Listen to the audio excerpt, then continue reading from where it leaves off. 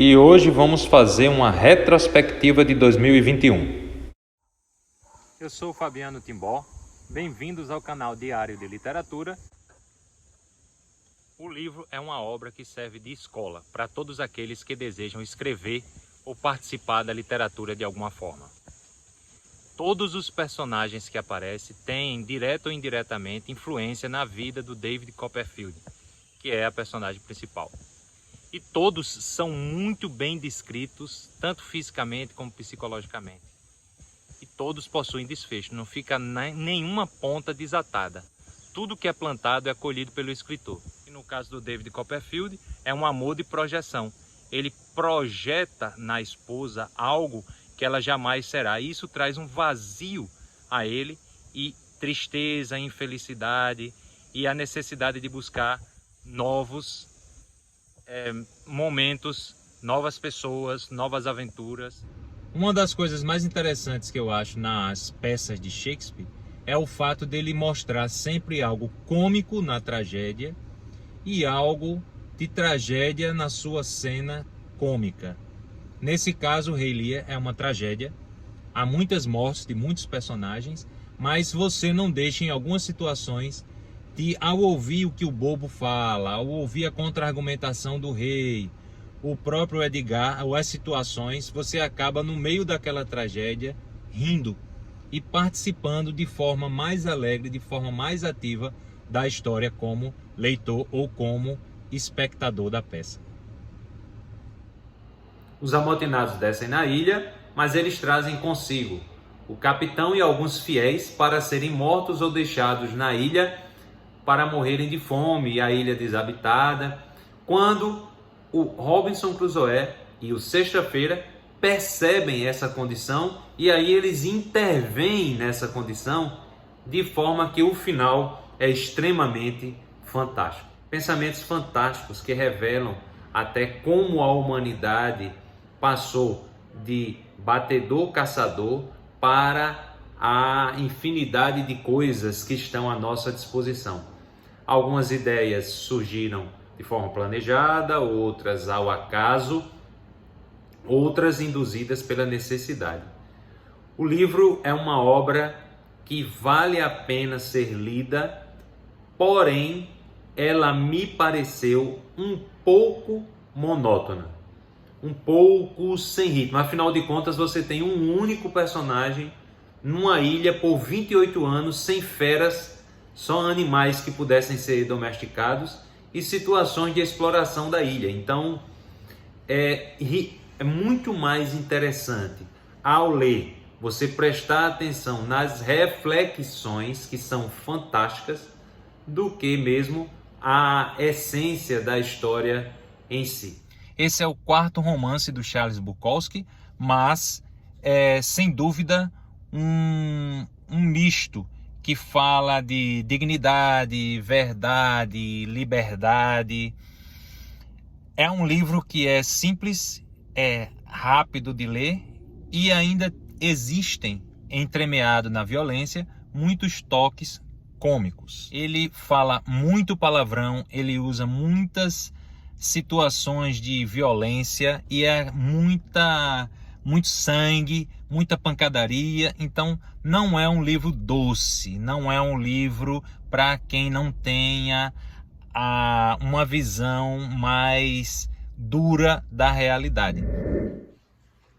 O Eça de Queiroz, ele sequestra da realidade uma beata e coloca na história junto com suas críticas, não só as beatas daquela época, como as beatas atuais e todos aqueles que fazem da religião uma coisa muito íntima, muito ferrenha. Então essa beata da história, ela chega a tomar atitudes segundo o olhar do Raposo, porque o livro está em primeira pessoa, que são até tidas como ações más. Ela deixa ele fora de casa porque não é hora dele chegar a casa, está atrapalhando a leitura do texto. Ele é obrigado a rezar mesmo sem querer. Os empregados de casa não podem se casar, não podem se enrabichar por mulheres. As mulheres têm que manter castidade em relação aos homens. Ela própria não casa, ela herda a herança do comendador, que é seu irmão. A Beata impede o personagem de amar em prol de não fornicar. Ele não consegue casar com a namorada porque ele deseja ficar rico e herdar tudo, e ele vive na hipocrisia. E essa beata reza o texto todo dia, obriga as pessoas a rezarem. Quando ela não pode ir a Jerusalém, ela manda uma pessoa, mas que não se divirta, que reze. Então há um estreitamento mental desta beata, e que ela pode ser o espelho de tantas mais, que fazem com que ela tome atitudes em direção à religião, mas às custas da felicidade de quem está ao seu redor. Então essa é uma grande crítica que o Eça de Queiroz faz nessa impressionante obra. Essa crítica não é só à hipocrisia, mas há como se ele quisesse dizer que tanto o Raposo vive nessa hipocrisia, nessa vida dual, como essa tia, Dona Patrocínio, impõe um estilo de vida voltado à sua doutrina. E que é o que acontece com todos os adeptos que são fundamentalistas de qualquer religião. Jones tenta recuperar a fazenda, mas não consegue, utilizando a força. Alguns animais morrem. Isso foi antes até do Bola de Neve ir embora. Jones não consegue mais tentar, ele não é mais apoiado pelas granjas vizinhas. O Napoleão, ele começa a trocar as votações por ordens. Ele vai dando ordens e as pessoas vão cumprindo, eles vão engordando cada vez mais, eles vão bebendo, eles vão utilizando a casa do antigo Jones, eles vão dormindo em camas e vão fazendo suplemento nos mandamentos, pequenas informações a mais que conferia essa liberdade maior aos porcos. Ele escreveu essa história quando ele viu uma criança chicoteando um cavalo, uma criança de tenra idade, numa charrete, e dominando completamente um cavalo. E como ele se dizia socialista, então ele resolveu criar essa fábula para fazer críticas ao socialismo, pois discordava que ele deveria ser administrado daquela forma. Os animais são humanizados, embora as características dos animais são mantidas como se fizessem parte da personalidade. Então, por exemplo, o cavalo trabalha muito e ele segue estritamente a ordem.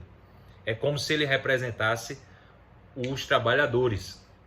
As ovelhas, as cabras, o gato, enfim, eles não trabalham tanto quanto os cavalos, mas eles se alimentam igual, é como se fosse a classe média.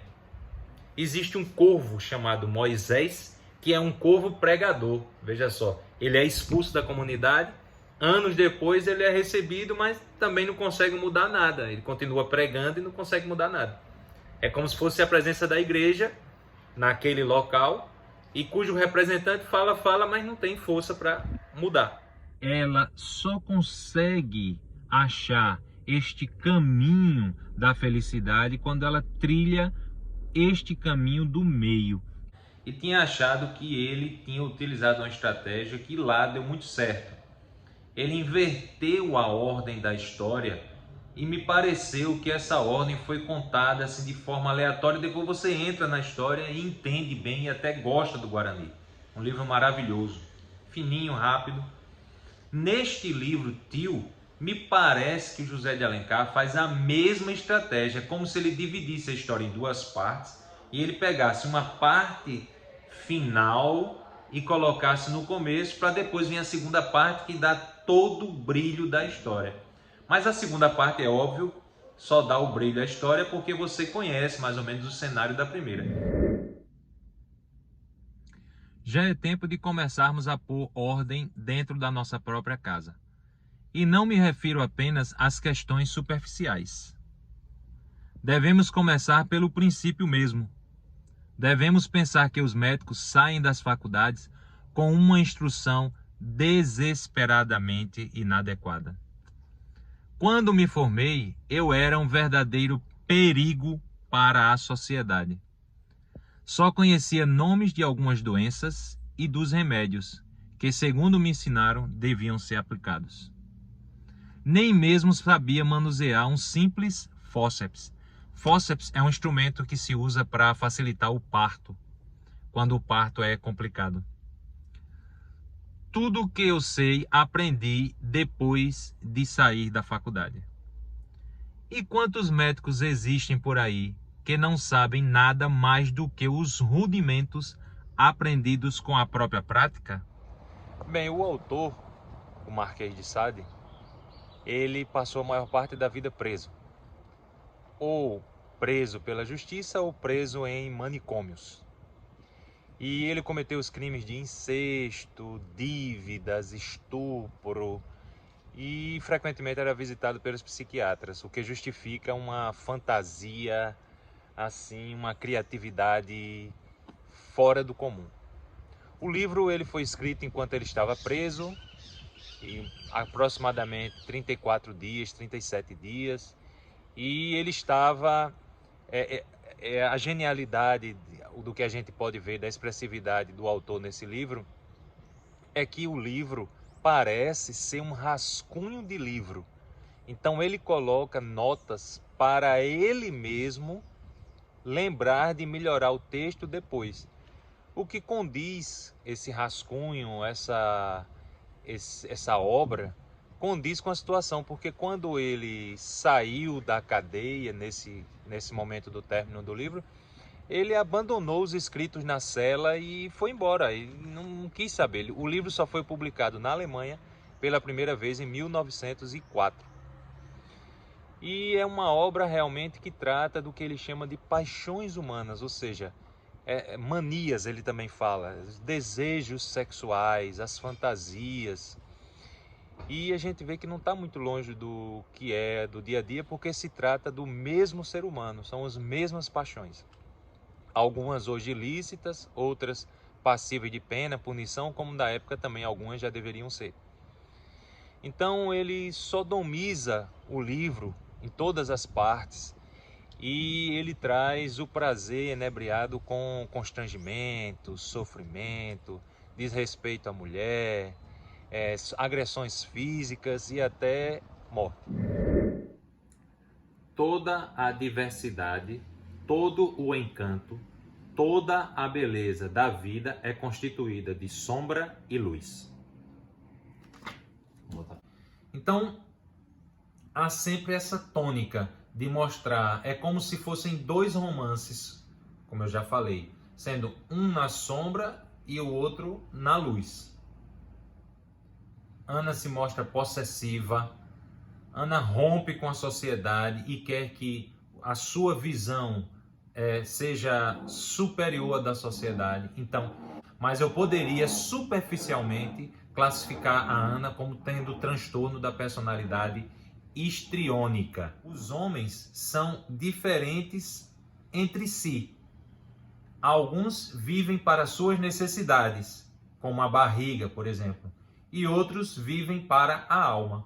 A gente vê nas obras clássicas uma história contada e uma história entendida atrás da história. Então, toda obra literária que faz muito sucesso, que é um clássico, ela possui, na verdade, duas histórias. Percebi também essa disputa religiosa, né, para saber qual é o caminho mais correto, Então, várias críticas são feitas. Né? Então, uma das coisas que são faladas é que os cristãos poderiam ser superiores na sua fé, mas tinham escravos. Então, é como se fosse uma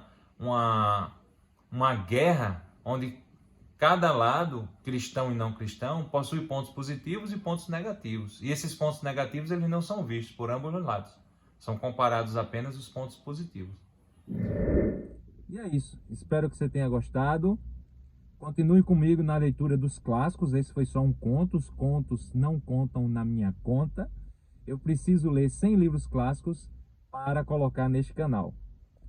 Este canal é um diário das minhas leituras para que no futuro eu possa rememorá-las com prazer, com alegria e que esse prazer seja o mesmo de fazer esses vídeos. Um abraço, até a próxima leitura. Tchau.